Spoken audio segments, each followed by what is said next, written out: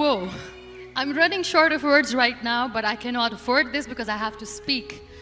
Thank you so much for all the love, for all the warmth. Thank you for accepting me. Thank you very much.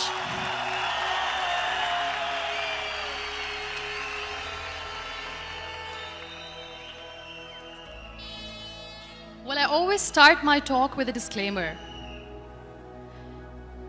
And that disclaimer is that I've never claimed to be a motivational speaker. Yes, I do speak, but I feel more like a storyteller because wherever I go, I share a story with everyone.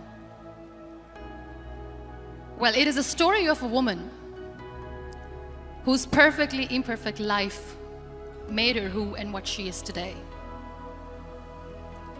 It's the story of a woman who, in pursuit of her dreams and aspirations, made other people realize that if you think that your life is hard and you're giving up on that because you think your life is unfair, think again.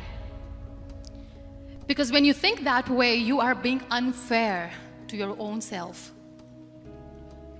It's the story of a woman who made people realize that sometimes problems are not too big. We are too small because we cannot handle them.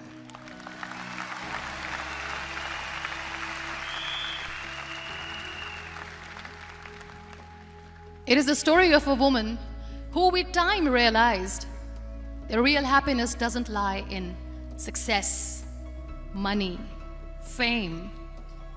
It lies within. Real happiness lies in gratitude. So I am here and I'm going to share the story of that woman. That is my story. The story of gratitude.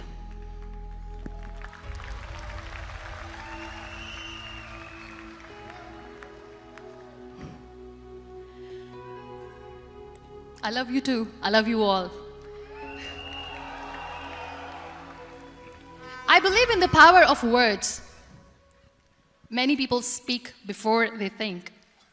But I know the value of words. The words can make you, break you, they can heal your soul, they can damage you forever.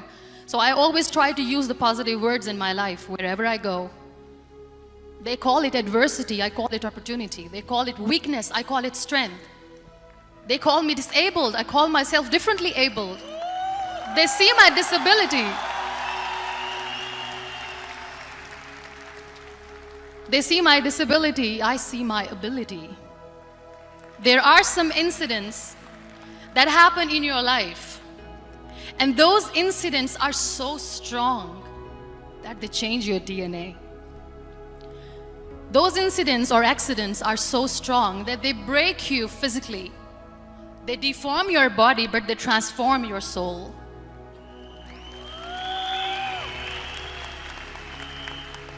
Those incidents break you, deform you, but they mold you into the best version of you.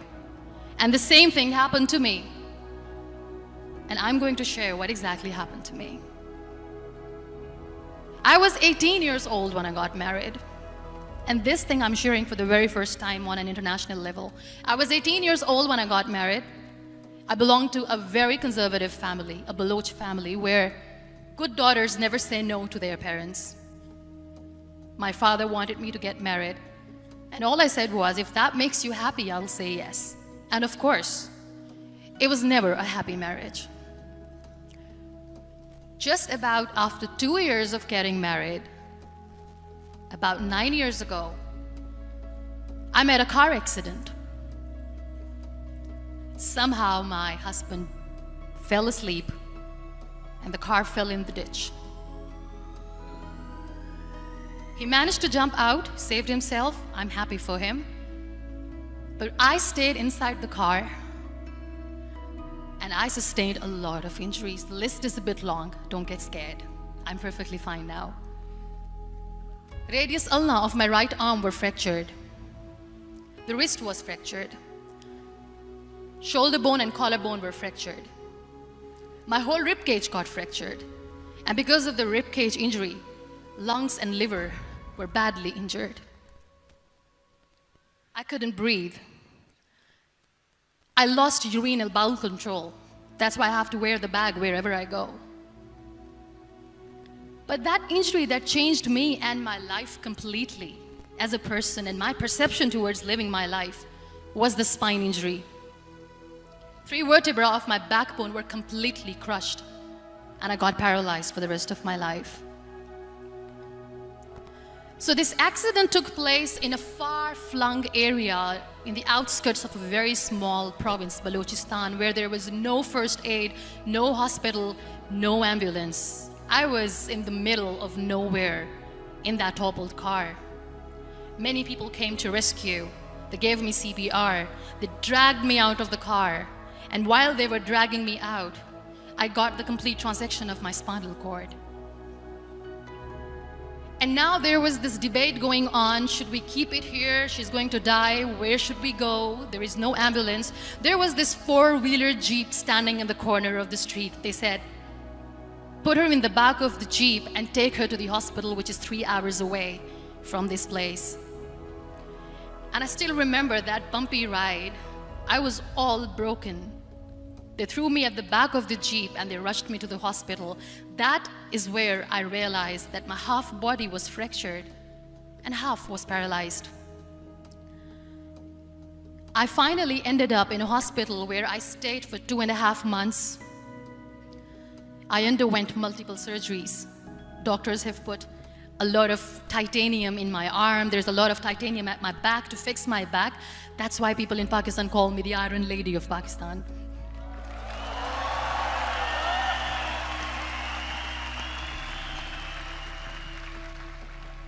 Sometimes I wonder how easy it is for me to describe all this all over again.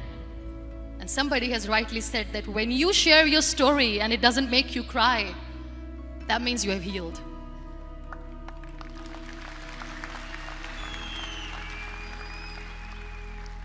Those 2.5 months in the hospital were dreadful. I will not make up stories just to inspire you. I was at the verge of despair. One day, doctor came to me and he said, well, I heard that you wanted to be an artist, but you ended up being a housewife. I have a bad news for you. You won't be able to paint again because your wrist and your arm are so deformed, you won't be able to hold a pen again. And I stayed quiet. Next day, doctor came to me and said, your spine injury is so bad, you won't be able to walk again. I took a deep breath and I said, it's all right. The very next day, doctor came to me and said, because of your spine injury and the fixation that you have in your back, you won't be able to give birth to a child again. That day, I was devastated. I still remember, I asked my mother, why me? And that is where I started to question my existence. Why am I even alive? What's the point of living? I cannot walk, I cannot paint, fine. I cannot be a mother.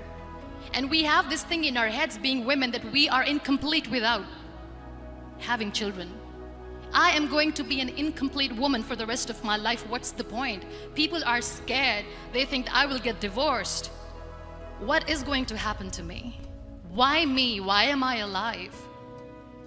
We all try to chase this tunnel. We all do this because we see light in the end of the tunnel, which keeps us going. My dear friends, in my situation, there was a tunnel that I had to roll on, but there was no light. And that is where I realized that the words have the power to heal the soul. My mother said to me, this too shall pass. God has a greater plan for you. I don't know what it is, but He surely has.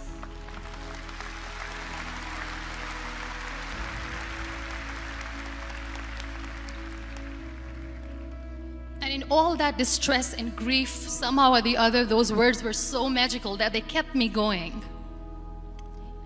I was trying to put that smile on my face all the time, was hiding.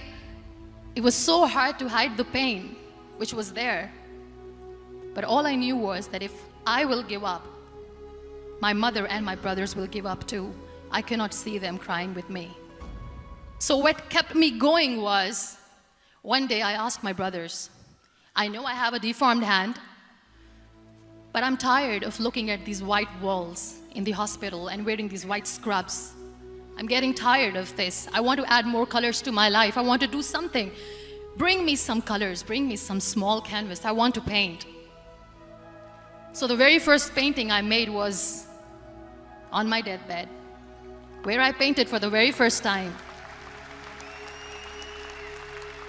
It was not just an art piece or just my passion. It was my therapy.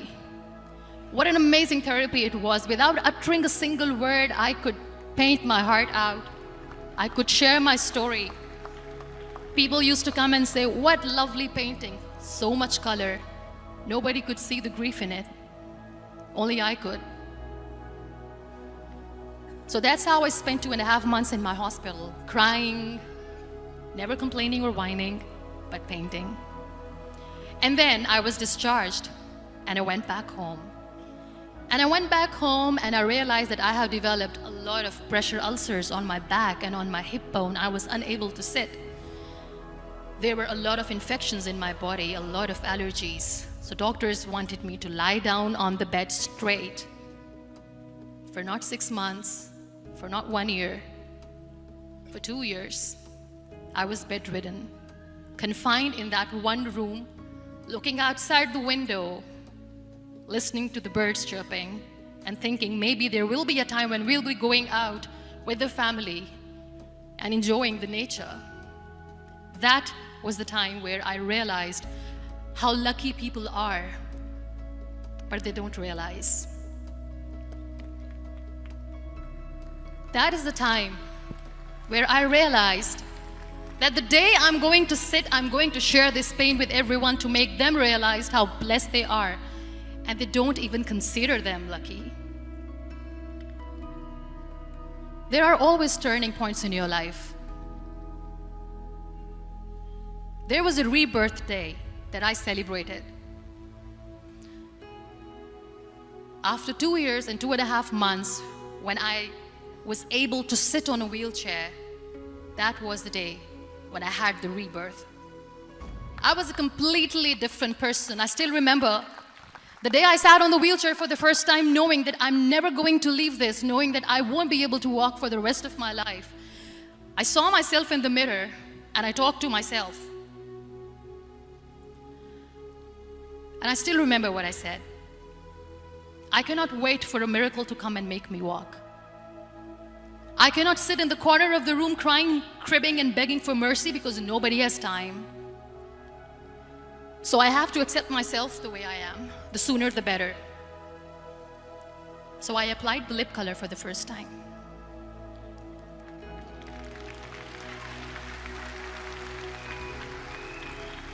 And I erased it. And I cried. And I said, what am I doing? A person on a wheelchair should not do this. What will people say? Clean it up. Put it again. This time I put it for myself. Because I wanted to feel perfect from within.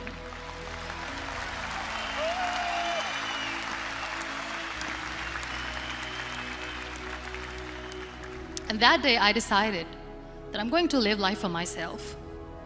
I am not going to be that perfect person for someone. I am just going to take this moment and I will make it perfect for myself. And you know how it all began? That day I decided that I'm going to fight my fears. We all have fears. Fear of unknown, fear of known, fear of losing people, fear of losing health, money. We want to excel in career, we want to become famous, we want to get money. We are scared all the time. So I wrote down one by one all those fears. And I decided that I'm going to overcome these fears one at a time. You know what was my biggest fear? Divorce. I couldn't stand this word. I was trying to cling on to this person who didn't want me anymore, but I said no. I have to make it work. But the day I decided that this is nothing but my fear, I liberated myself by setting him free. And I made myself emotionally so strong that the day I got the news that he's getting married, I sent him a text that I'm so happy for you and I wish you all the best. And he knows that I pray for him today.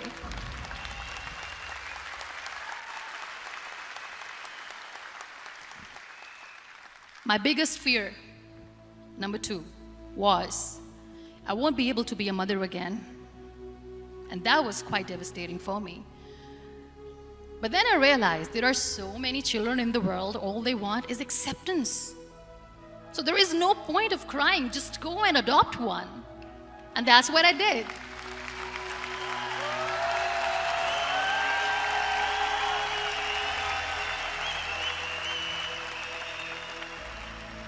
I gave my name in different organizations, different orphanages. I didn't mention that I'm on a wheelchair, dying to have a child. So I just told them that this is muneeba Mazariii and she wants to adopt a boy or girl, whatsoever, but I want to adopt a kid. And I waited patiently. 2 years later, I got this call from a very small city in Pakistan. I got a call and they said, "Are you muneeba Mazariii? There is a baby boy and would you like to adopt?" And when I say yes, I could literally feel the labor pain. I said, yes, yes, I am going to adopt him. I am coming to take him home.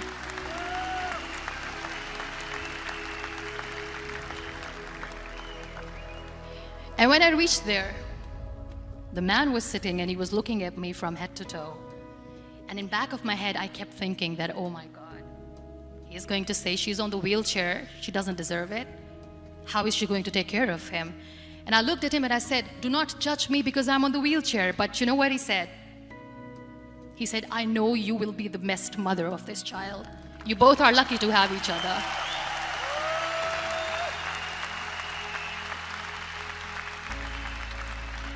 And that day, I was 2 days old, and today he's 6.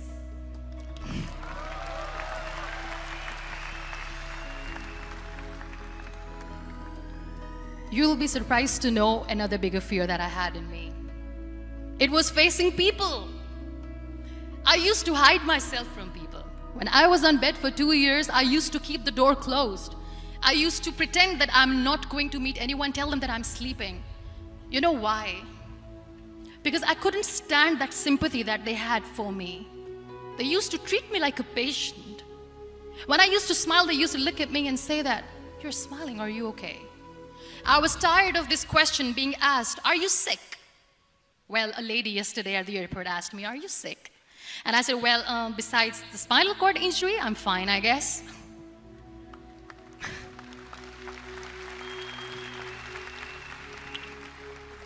But those are really cute questions. They never used to feel cute when I was on the bed. So I used to hide myself from people, knowing that, oh my God, I'm not going to see that sympathy in their eyes. It's all right.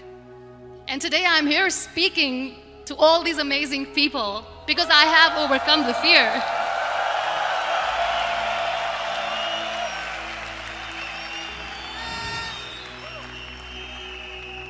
You know, when you end up being on the wheelchair, what's the most painful thing? That's another fear that people on the wheelchair or the people who are differently abled have in their hearts, but they never share. I'll share that with you. The lack of acceptance. People think that they will not be accepted by the people because we, in the world of perfect people, are imperfects. So I decided that instead of starting an NGO for disability awareness, which I know will not help anyone, I started to appear more in public. I started to paint. I always wanted to. I have done a lot of exhibitions. I'm Pakistan's first wheelchair-bound artist. I have done a lot of modeling campaigns, different campaigns for brands like Tony and Guy.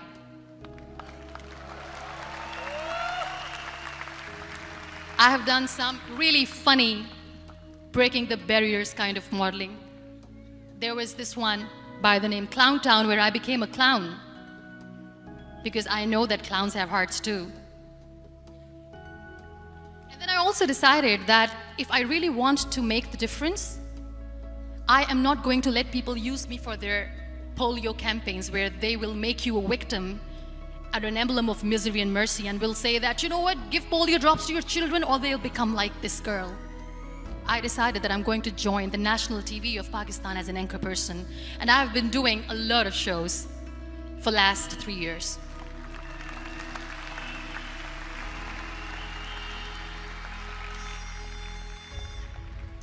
So when you accept yourself the way you are, the world recognizes you. It all starts from within. Thank you. I became the National Goodwill Ambassador for UN Women Pakistan, and now I speak for the rights of women, children. We talk about inclusion, diversity, gender equality, which is a must. I was featured in BBC 100 Women for 2015. I'm one of the Forbes 30 under 30 for 2016. And it all didn't happen alone. You all are thriving in your careers. You have bigger dreams and aspirations in life. Always remember one thing. On the road to success, there is always we, not me. Do not think that you alone can achieve things. No. There is always another person who is standing behind you, maybe not coming on the forefront, but behind you, praying for you and supporting you. Never lose that person. Never.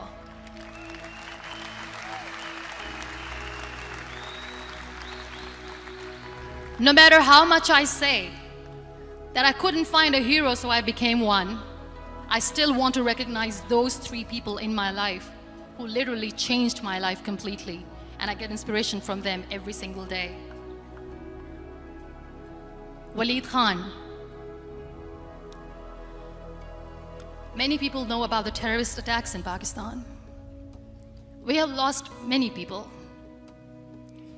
And I'm sharing this with a very heavy heart because we actually have lost a lot of people in this huge turmoil of terrorism. These people are barbarians. They do not see people. They're even worse than animals. They have killed people in mosques. They have killed people in churches, temples, even in schools. There was this terrorist attack in Army Public School, Peshawar, where these terrorists entered in an examination hall and they killed our children. And in that attack, that day, this beautiful boy, Waleed Khan, who was my hero, my real life hero, was the proctor who was taking care of the students, was keeping an eye on the students. Those barbarians shot him 3 times in the face, 5 times on his body, and he fell down.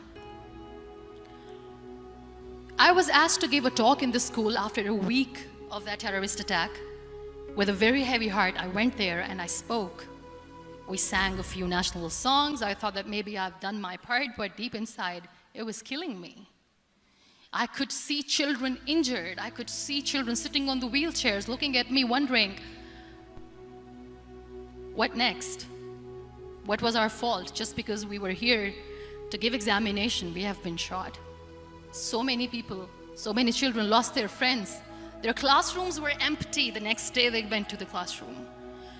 So this kid, Waleed Khan, I was asked that he is in a hospital right now, and you have to go and see him and motivate him and tell him that it's going to be okay.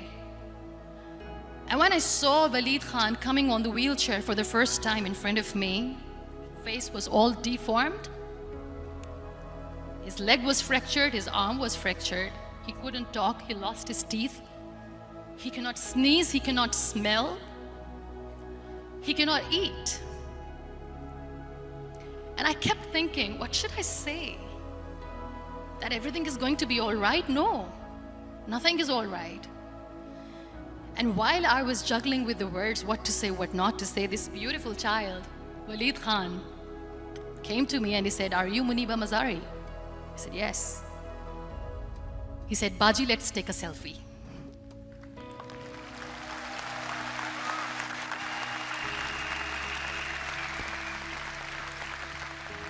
And with that beautiful toothless smile of Waleed Khan, we took that beautiful selfie that I still have with me. I don't share that here because he was in a very bad shape that time. And that is where I realized that when I was thinking too much about his deformities, he's happy with himself. He doesn't even care. Because today he goes in the same school, and when somebody asks him that what happened to your face, why so many scars, you know what he says? "These scars are my medals and I wear them with pride."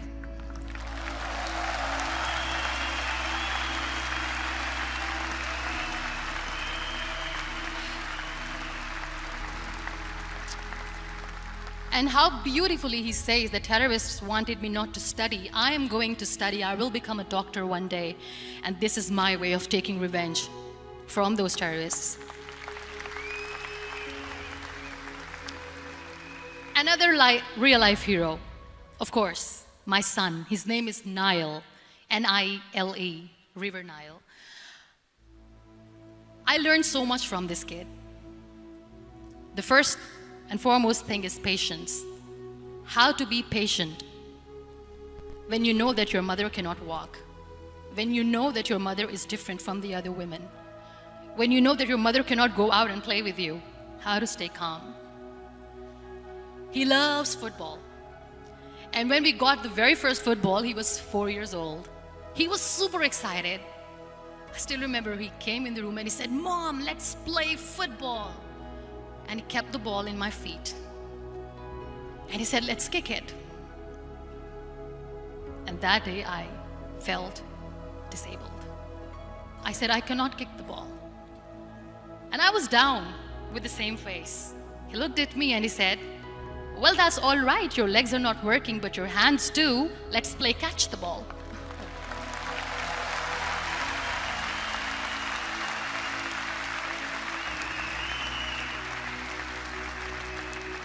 You know what? That day he made me realize that when you think your glass is half empty, come on, your glass is half full.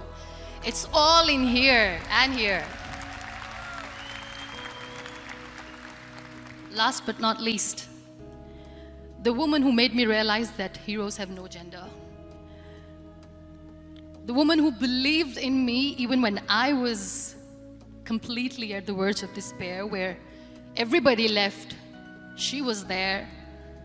And every time I looked at her, without saying anything, she used to look at me and said, "This too shall pass.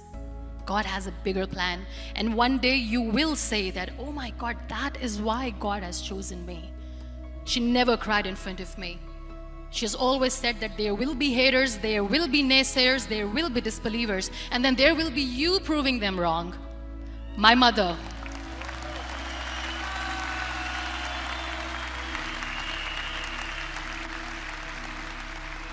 Whatever I am today, I'm nothing without her. I'm nothing without her. Thank you, Mama. I wish you were here. Thank you for making me who I am today.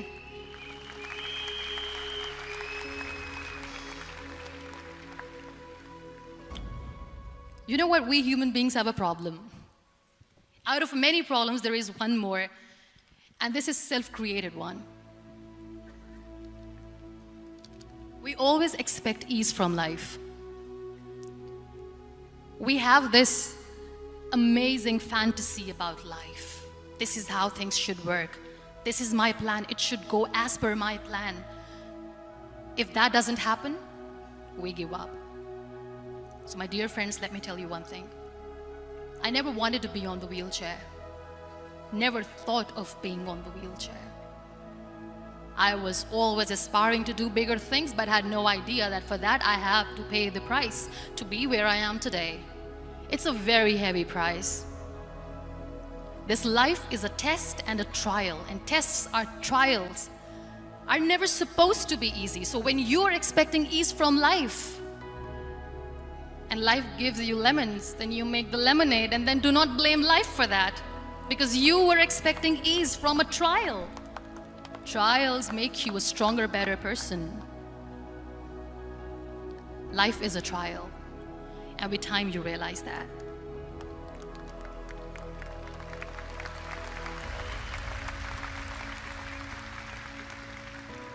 It is okay to be scared. It is okay to cry. Everything is okay, but giving up should not be an option. They always say that failure is not an option. Failure should be an option, because when you fail, you get up, and then you fail, and then you get up, and that keeps you going. That's how humans are strong.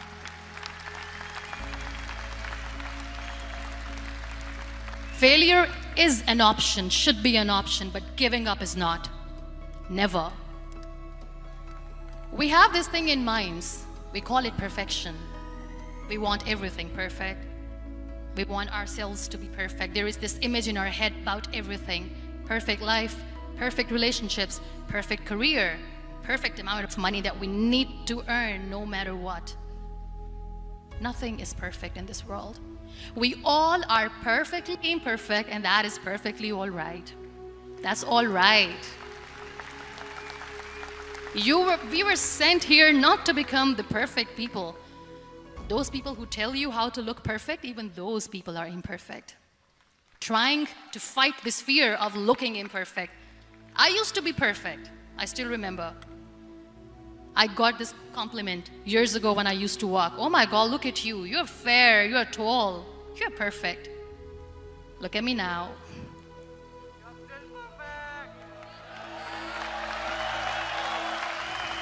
Only the perfect eyes can see that. Only the perfect eyes will see that. Only the perfect eyes will see that. So yes, in all those imperfections, you have to listen to your heart. You don't have to look good for people. You don't have to be perfect just because other people want you to be perfect. If your soul is perfect from within, that's all right. This is all what you want. This is all what you need to be. Our society has made very weird kind of norms to look perfect and great. For men, it's different. For women, it's different. We think too much about what people say. We listen to ourselves too little. You know what makes you perfect? When you make someone smile. You know what makes you perfect? When you try to do something good for the people around you. You know what makes you perfect? When you feel someone's pain. And how beautiful pain is that it connects you with people. No other medium can connect you with others but pain. That's why I always say that I'm in pain, and that's a blessing in disguise for me. Today, just because I'm in pain and I'm on the wheelchair, I work for children. Being the head of CSR for a company, we conduct medical camps in far-flung areas of Pakistan where so many kids die because they don't have medical facilities. And I personally believe just because they cannot afford to live doesn't mean we'll let them die. So we give them money, we give them medical treatment, we try to heal their wounds, physical and emotional. And I also work for the beautiful people, we call them third gender, the transgender community of Pakistan. You know what connects me with them? All my imperfections. When I go and I hug them, they never judge me. And this very good friend of mine, her name is Bijli. Bijli means electricity. She calls herself electricity. And I said, are you electricity? She says, no, I'm lightning. I'm as strong as lightning. Because we have very bad power outage, so she doesn't want me to call her electricity. So she says, I am very strong. I'm thunder, I'm lightning. She came to me, and the first time I hugged her, she said, you are just like me. And I said, yes, I am like you. Because to people, we are so imperfect. So how beautiful these imperfections are, that because of these imperfections you can connect with people. Then why are we all running after being perfect? What's the point?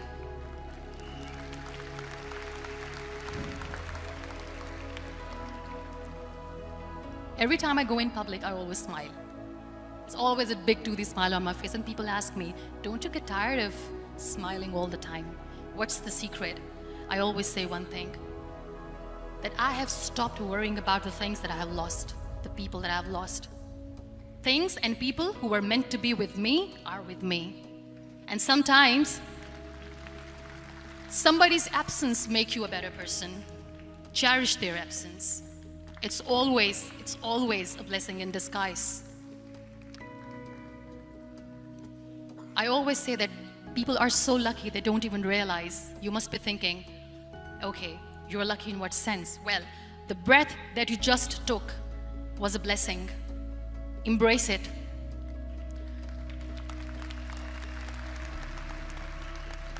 There are so many people in the world who are dreaming to live a life that you are living right now. You have no idea.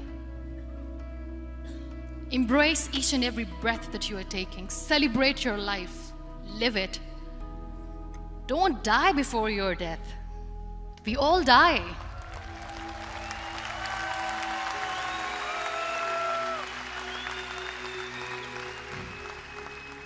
We live this one routine of a day for 75 years and we call it life. No, that's not life. If you're still thinking why you have been sent here, if you're still juggling with the concept of why you are here, you haven't lived yet. You work hard, you make money, you do it for yourself. That's not life. You go out, you seek for people who need your help, you make their lives better. You become that sponge which can absorb all the negativity, and you become that person who can emit beautiful, positive vibes. And when you realize that you have changed someone's life, and because of you, this person didn't give up, that is the day when you live. Always.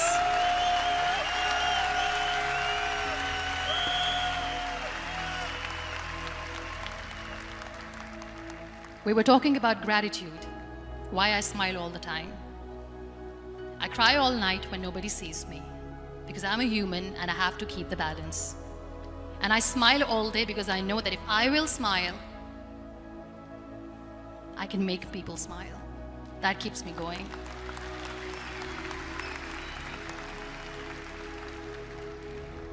Be grateful for what you have, and you will always, always end up having more. But if you'll cry and if you'll crib for the little things that you don't have or the things that you have lost, you will never ever have enough. Sometimes we are too busy thinking about the things that we don't have that we forget to cherish the blessings that we have. I'm not saying that I'm not healthy and that makes me unlucky, but yes, it is hard. It is hard when I say that I cannot walk. It is hard to say when I wear this bag. It hurts. But I have to keep going, because never giving up is the way to live, always.